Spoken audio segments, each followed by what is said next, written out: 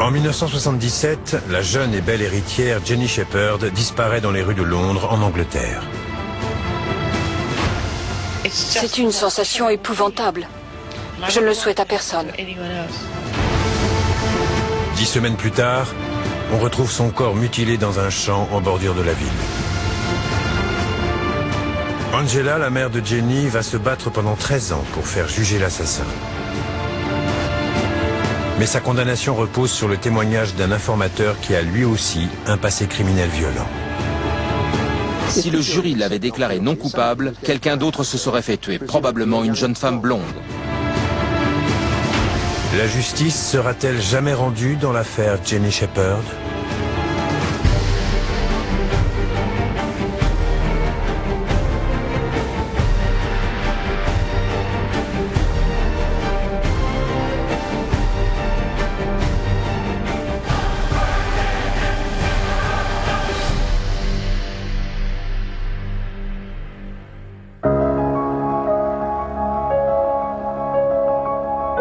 Le 4 février 1977, la pétillante Jenny Shepherd, 24 ans, entre en trombe dans la maison qu'elle partage avec sa cousine, toute excitée par la perspective du week-end qu'elle va passer chez son petit ami. Elle est montée se changer, se laver les cheveux et se préparer pour sortir. Elle est redescendue en courant. Elle était en retard et a dit « Il faut que je me dépêche, je dois acheter à manger avant d'aller chez Roddy. » Bon, je file.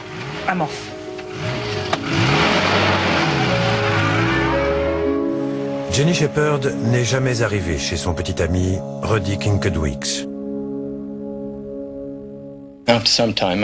Au bout d'un certain temps, j'ai commencé à téléphoner aux hôpitaux et aux postes de police qui se trouvaient sur l'itinéraire qu'elle avait dû prendre.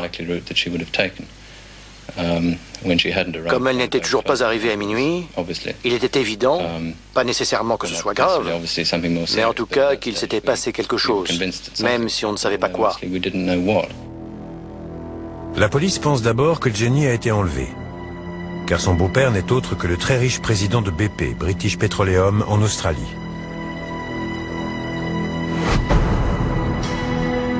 Mais lorsqu'on retrouve la voiture de Jenny maculée de boue à Notting Hill, à l'ouest de Londres, il devient évident que l'affaire est plus grave. Le véhicule porte les signes de traces de lutte. Il y a du sang. Et le plafond a été tailladé de 2 grands coups de couteau. La police soupçonne une agression violente à caractère sexuel. Quand ils ont vu dans quel état était l'intérieur de la voiture, ils ont immédiatement pensé à un meurtre. Le commissaire divisionnaire, Henry Mooney, est chargé de l'affaire. Il lance un appel à témoins. Je pense que dans la nuit du 4 février, alors qu'elle était dans sa voiture, elle a été abordée par un inconnu qui l'a probablement forcée à le conduire quelque part, ou qui a pris le volant lui-même, puis qui l'a tuée et a abandonné son corps en rase campagne.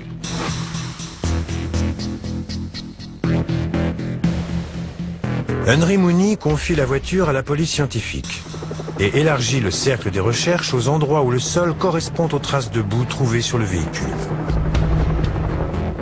Nous recherchons un homme qui, ce soir-là ou le lendemain, aurait été aperçu avec de la boue de couleur claire sur ses vêtements ou ses chaussures. Je veux des informations sur quiconque était absent de chez lui cette nuit-là et aurait montré des signes d'agitation le lendemain ou aurait commenté la disparition de Jenny Shepherd de façon étrange. La mère de Jenny, Angela, et son beau-père, John Darling, se joignent aux recherches. Nous voulons absolument retrouver Jen. Nous voulons également aider la police à retrouver Jen pour arrêter celui qui a fait ça, afin qu'il ne puisse plus recommencer.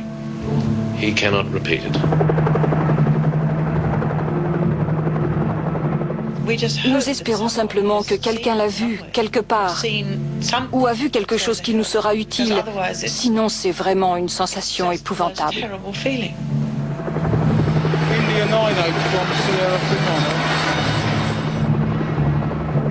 Plus de 50 policiers passent la campagne au peigne fin à la recherche de Jenny. En vain. Henry Mooney change alors de tactique. Il épluche d'anciens dossiers de la police, espérant retrouver un criminel avec le même mode opératoire. Henry Mooney a demandé à voir tous les dossiers concernant des crimes similaires, avec la même méthode qui consistait à aborder des jeunes femmes en voiture pour les enlever et les violer.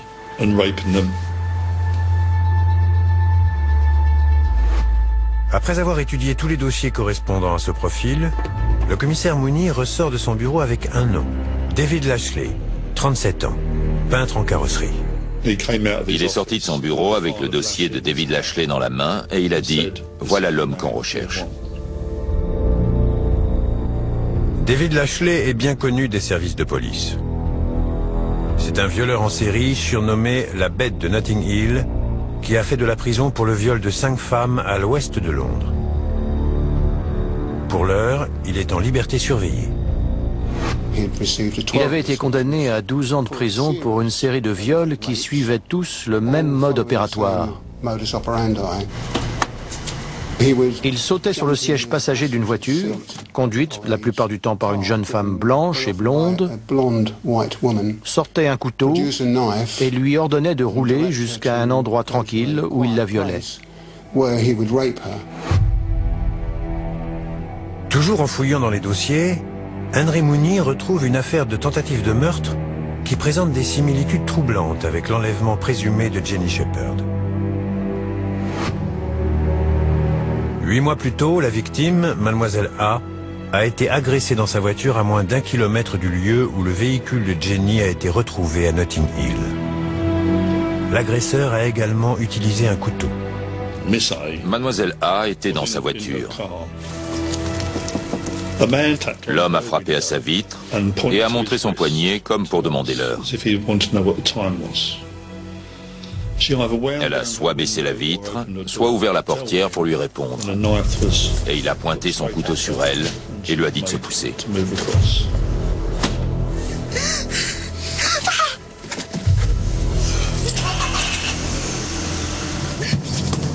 Mademoiselle A est emmenée dans une rue calme, violée, rhabillée, puis violée une deuxième fois. Quand il a eu fini, il lui a dit « Je suis obligé de te tuer, sinon tu vas m'identifier ». L'agresseur parvient presque à mettre sa menace à exécution. J'étais inspecteur depuis 12 ans. Je n'avais jamais lu un témoignage comme celui qu'elle a fait. Elle a subi une agression vraiment horrible.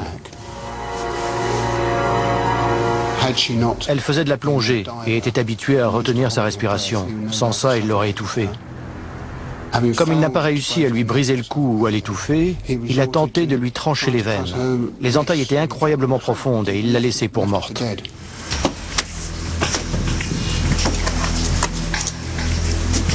Mademoiselle A miraculeusement survécu. Pour le commissaire divisionnaire Mooney, il y a un lien entre cette agression et David Lashley. Et sans surprise, Mademoiselle A reconnaît son agresseur lors d'une séance d'identification. En février 1977, quelques semaines seulement après la disparition de Jenny, David Lashley est placé en détention préventive pour l'agression de Mademoiselle A. Au terme de son procès, il est reconnu coupable de tentative de meurtre et condamné à 18 ans. L'affaire prouve que David Lashley est passé de violeur à tueur potentiel.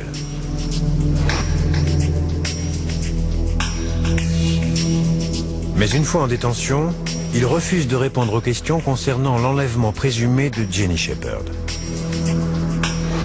Si une personne ne souhaite pas être interrogée et qu'elle se trouve en prison, vous pouvez toujours aller lui poser des questions, mais vous ne pouvez pas l'obliger à parler. La police continue de chercher la jeune héritière, mais ne trouve aucun nouveau suspect. Puis, le 17 avril, 2 mois après l'arrestation de David Lashley, le corps de Jenny est retrouvé à 60 km de Londres, dans une zone appelée le No Man's Land. C'est un terrain communal sur lequel David Lashley se rendait fréquemment. Le fait qu'on les retrouvait sur ce terrain communal n'était pas anodin. David Lashley y allait souvent avec sa femme et ses fils. Il les emmenait sur ce terrain pour jouer au cricket. Il a même donné des cours de conduite à sa femme à un endroit appelé le Fossé du Diable, qui se trouve juste à côté de là où le corps a été retrouvé. Malgré ces indices accablants, la police n'a pas suffisamment de preuves pour inculper Lashley du meurtre de Jenny. En 1977, il n'existe pas encore de test permettant de comparer l'ADN de David Lashley aux prélèvements effectués dans la voiture de Jenny. On ne dispose que de preuves indirectes. L'affaire est classée sans suite.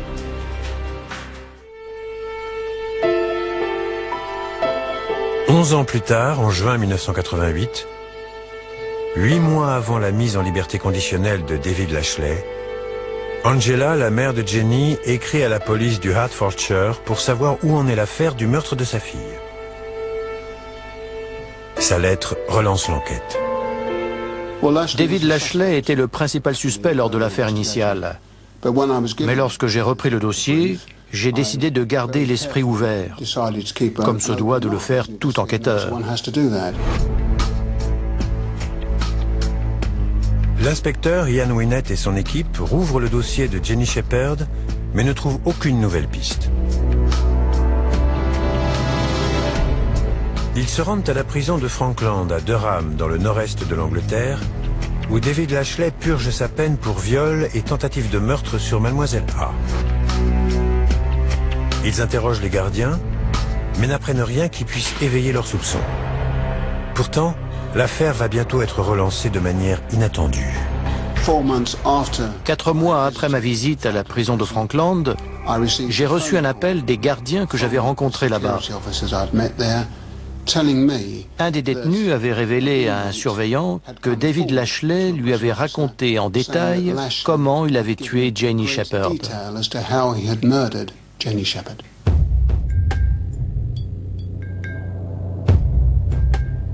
Le détenu en question rechigne à l'idée de devenir un informateur, mais accepte de faire une déposition. Je crois que ce détenu s'est fait connaître parce qu'il était horrifié par les circonstances du meurtre. Il avait une femme et une fille, et malgré sa condamnation, il estimait qu'il rendait service à la communauté en la protégeant de cet individu dont il était sûr qu'il tuerait de nouveau à la première occasion. Les dépositions provenant d'informateurs incarcérés doivent être traitées avec la plus grande prudence. Un jury peut douter de la parole d'un criminel condamné. Et les détenus ont de nombreuses raisons de mentir pour obtenir des réductions de peine ou des privilèges spéciaux.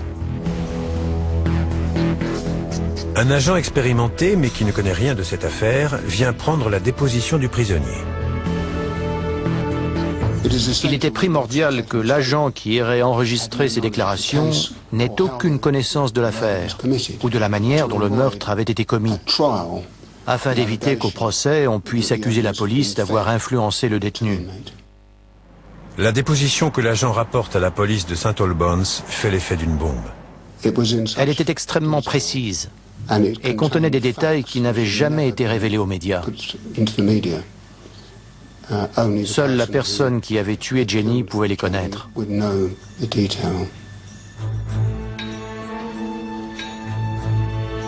Grâce au témoignage de cet informateur, la police dispose désormais de suffisamment d'éléments pour inculper David Lashley du meurtre de Jenny Shepherd. Elle prévoit d'arrêter David Lashley dès sa remise en liberté.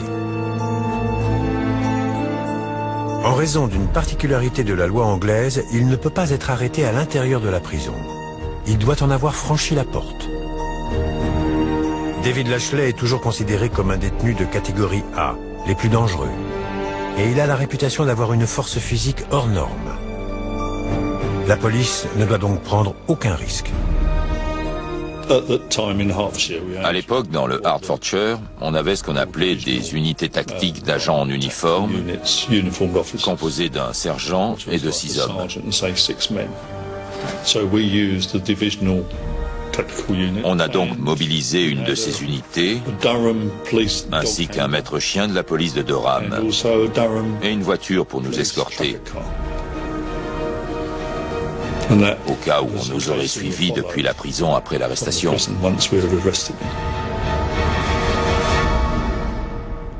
David Lashley profite de sa liberté pendant environ 30 secondes. On l'a arrêté, fait monter dans une camionnette, menotté à notre agent le plus costaud, et on l'a transféré avec plusieurs arrêts, parce que c'était un long trajet jusqu'à St. Albans. Le 17 février 1990, 13 ans après le meurtre de Jenny Shepherd, David Lashley se présente devant la cour d'assises de St. Albans. Pour s'assurer qu'il bénéficie d'un procès équitable, le jury n'est pas informé de la nature de ses autres crimes. David Lashley avait un casier judiciaire épouvantable, mais le jury n'en connaissait qu'une petite partie. Les règles de procédure interdisent de divulguer au jury des preuves de la mauvaise moralité d'un accusé. Bien que les jurés ne soient pas informés de son passé criminel, Lashley fait une forte impression sur les personnes présentes à l'audience. On était tout de suite frappé par sa stature et la sensation de puissance qu'il dégageait. Il avait l'air très costaud. Il n'était pas très grand, mais on sentait qu'il avait beaucoup de force. Il était très calme, presque détendu. Mais la mère de Jenny Shepherd, Angela, ne se laisse pas impressionner par celui qui, elle en est sûre, a tué sa fille. Elle est le premier témoin présenté par l'accusation. Elle voulait absolument être appelée à la barre. Et son témoignage a été assez formel. Elle a identifié le corps de sa fille grâce à la bague qu'elle portait.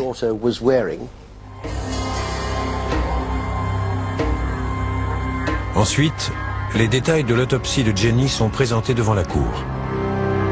Elle n'a pas été étranglée, mais a succombé à une compression du cou. L'assassin lui a écrasé la gorge. Des photos de l'intérieur de la voiture de Jenny sont également montrées au jury. L'accusation attire l'attention sur les ceintures de sécurité. Elles ont été à moitié coupées avec un couteau, puis déchirées à la main. Une personne dotée d'une force physique normale n'aurait pas pu faire ça. Les experts ont fait des tests très poussés, afin de déterminer la force nécessaire pour déchirer le reste de la ceinture de sécurité. Avec une force normale, c'est impossible. La force physique de Lashley ne fait aucun doute. Mais il tenait également un journal des poids qu'il soulevait au gymnase de la prison. C'était des poids énormes. Il semblerait même qu'il soulevait plus que certains records olympiques. Nous avons donc fait venir un expert qui a déclaré que c'était faisable, mais uniquement par quelqu'un ayant suffisamment de force pour soulever le genre de poids que David Lashley était capable de soulever. L'accusation est prête à appeler son témoin principal, l'informateur de la prison. Daniel Reese fait son entrée. Daniel Reese a été amené par un huissier qui a écarté les rideaux de velours qui encadraient la porte. Et cet homme est entré. Il passait à peine dans l'embrasure tellement il était gigantesque. Et son casier judiciaire était éloquent. C'était un homme très dangereux, pas un géant au cœur tendre. Daniel Reese et David Lashley soulevaient des poids ensemble en prison. Et ils étaient amis. L'accusation revient sur la déposition du témoin. Daniel Reese a déclaré devant le jury que lors de sa confession, David Lashley lui avait raconté que la nuit de la disparition de Jenny, il se trouvait à Queensway, dans le quartier de Bayswater. Et il a dit à Daniel Reese qu'il avait vu une jolie fille entrer dans une boutique. Lashley a dit à son codétenu qu'il avait repéré la pancarte à vendre dans la Mini de Jenny et l'avait attendue à côté de sa voiture. David Lashley a raconté à Daniel Reese qu'il avait engagé la conversation à propos de la voiture. Puis qu'il avait sorti son couteau et avait poussé Jenny à l'intérieur. Daniel Rhys a ensuite décrit comment David Lashley a forcé la jeune femme à démarrer en la menaçant d'un couteau. Et il s'est servi de ce couteau pour lacérer le revêtement du plafond de la voiture, pour lui montrer qu'il était très aiguisé. Là encore, c'était un détail que personne, hormis la police, ne connaissait. David Lashley a ensuite forcé Jenny à le conduire dans un endroit plus calme, à l'ouest de Londres. Il l'a violée et il l'a tuée pendant qu'il la violait. Et David Lashley a montré à Daniel Rhys comment il s'y était pris. Il lui a mis sa main gauche à l'arrière du cou et a enfoncé son poing droit sur sa gorge, sur l'avant du cou.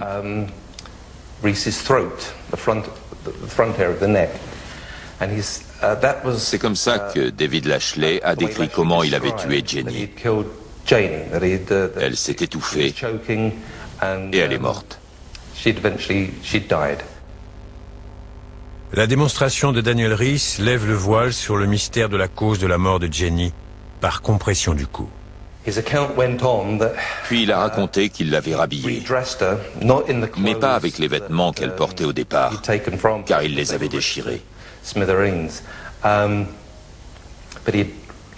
Mais il lui a mis les vêtements de rechange qu'elle avait emportés avec elle. Ensuite, il l'a ligotée, toujours dans la voiture, et il a quitté Londres.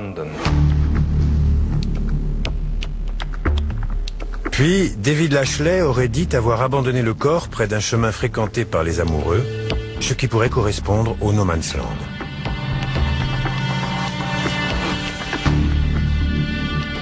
Or, lorsque Jenny a été retrouvée, elle portait bien les vêtements que contenait le sac qu'elle avait pris avec elle. Il a aussi beaucoup insisté sur le fait que Jenny se balançait de gauche à droite dans la voiture quand il conduisait. Il avait trouvé ça amusant et ça l'avait fait rire. Les déclarations de Daniel Rhys laissent le tribunal pantois. Elles correspondent exactement à toutes les pièces à conviction présentées au jury jusque-là. Son témoignage est convaincant, mais il doit encore subir le contre-interrogatoire de l'avocate de Lashley. Elle tente de le discréditer en faisant allusion à son passé criminel.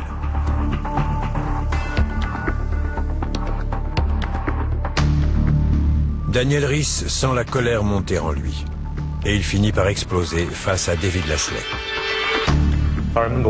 Je me souviens qu'à un moment donné, Daniel Rhys s'est tourné vers David Lashley, qui était à quelques mètres à peine dans le box des accusés, et qu'il a dit, ou plutôt crié, « Ce que j'ai dit dans ce tribunal est la vérité. C'est une brute, un assassin, et il a pris du plaisir à tuer Jenny Shepherd. C'est pour ça qu'il me l'a raconté, pour revivre cet instant. » Le problème, quand on juge une affaire qui repose en grande partie sur le témoignage d'un criminel avec un casier judiciaire aussi chargé que celui de Daniel Rhys, c'est que le jury est naturellement peu enclin à croire les dires de ce genre d'individu. Et même s'il est possible de faire reposer toute l'accusation sur le témoignage d'une telle personne, c'est quand même risqué.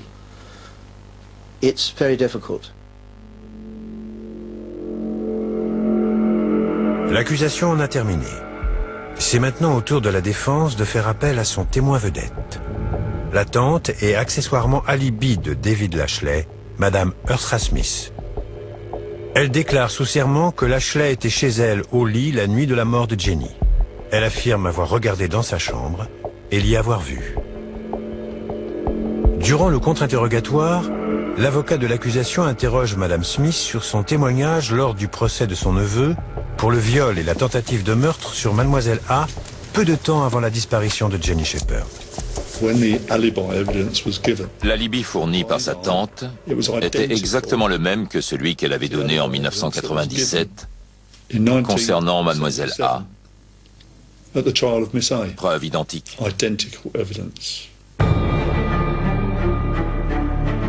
Le jury doit déterminer en son âme et conscience si Earthra Smith dit la vérité. S'il préfère croire la tante de l'accusé plutôt que Daniel Rhys, il se prononcera en faveur de Lashley. Près de 6 semaines après le début du procès, le jury se retire pour délibérer. Pendant que le jury délibérait, il y avait une atmosphère très étrange. Si David Lashley avait été déclaré non coupable et était ressorti du tribunal, il ne faisait absolument aucun doute qu'il aurait récidivé. Il suffisait de voir son casier pour savoir qu'il recommencerait. Et donc, c'était sur le fil du rasoir. Si le jury l'avait déclaré non coupable, quelqu'un d'autre se serait fait tuer, probablement une jeune femme blonde.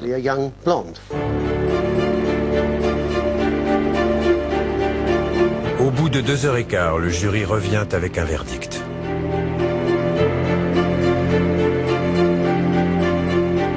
Il déclare David Lashley coupable du viol et du meurtre de Jenny Shepherd. Devant le palais de justice, la famille de Jenny accueille le verdict avec le calme et la dignité dont elle ne s'est jamais départie tout au long des 13 années d'enquête et durant le procès. C'est merveilleux que justice soit enfin rendue. Elle m'a pris par le bras et m'a dit « Merci, Mick. C'était le plus important pour moi. Ça l'est toujours. » La justice a été rendue puisqu'il a été reconnu coupable et condamné à la perpétuité. Mais elle serait moins bien rendue s'il sortait un jour de prison. Il ne faut surtout pas qu'il sorte. Jamais.